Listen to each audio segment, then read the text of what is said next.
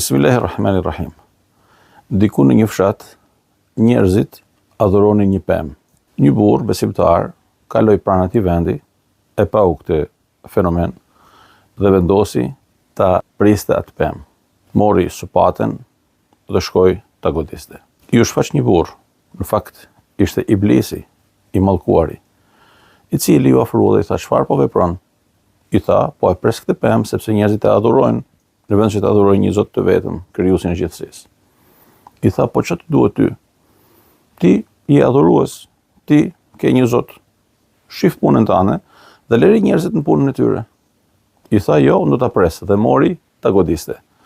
Në momentin që po vepronte, shejtani i mallkuar në formën e këtij burrit i ofrua dhe vendosi ta ndalonte. U kacafyten me njëri tjetrin dhe besimtari e vori për poshtë burrin iblis. U ngrit në kam dhe i tha: "Lejo të bëj një pakt me ty. Nëse ti heq dorë nga ky veprim, çdo ditë do të gjesh poshtë stekut 2 dinar. Pra 2 monedha floriri." Burri besimtari habitur e pyeti: "Po kush do të më sjell ato?" I tha: "Unë." Mendoi dhe tha: "Dakor." Ra të flinte, u zgjua dhe gjeti 2 monedha. U gëzua pa mas. Të nesërmen, nuk i gjeti ato 2 monedha. U zemrua, mori supatën dhe shkoi të godiste pemën, ta priste atë. Sërish ju shfaq iblisi, burri i 2 ditëve më përpara. I tha: "Çfarë po bën?" I tha: "Do ta pres këtë pemë." I tha: "Jo, mos e prej, u e pres, nuk e pres." Dhe u kacafyten edhe një herë me njëri tjetrin. Këtë herë, burri, iblis, e mundi besimtarin.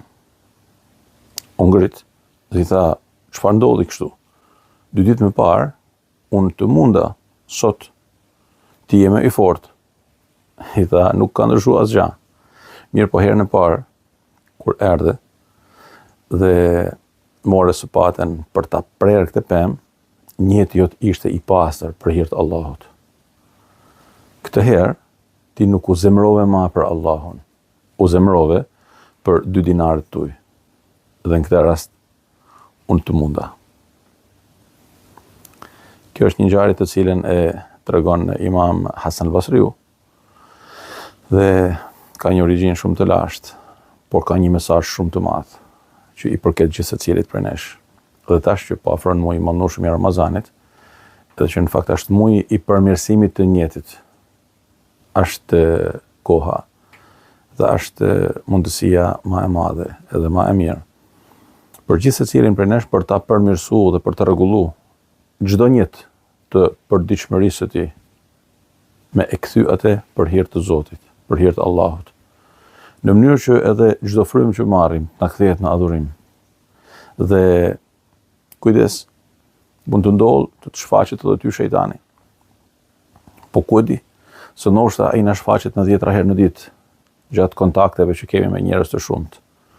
A nuk e përmend Allahu Azza wa Jall në Kur'anin famullar se ka shejtan të gjindëve dhe të njerëzve? Pra ka njerëz shejtan. Dhe detyrimisht shejtani, iblisi, mund të transformohet në njeri. Ka plot njerëz që janë nxënës të disiplinuar dhe plot përkushtim të mësuesit të tyre të madh, iblisit të mallkuar. Po nëse ty të shfaqet në një moment prej momenteve të jetës sane, po nëse ty të shfaqet iblisi i mallkuar, qoftë si njeri, po qoftë në formën tjetër reale, a do të frigohesh? A do të tërhiqesh? A do të zemërohesh për Zotin tënd dhe për herë do të jesh triumfues dhe fitimtar përballë jo një iblisi, po krejt taborrave të iblisit të mallkuar? Apo do të zemërohesh për 2 dinarët? Kjo është çështja.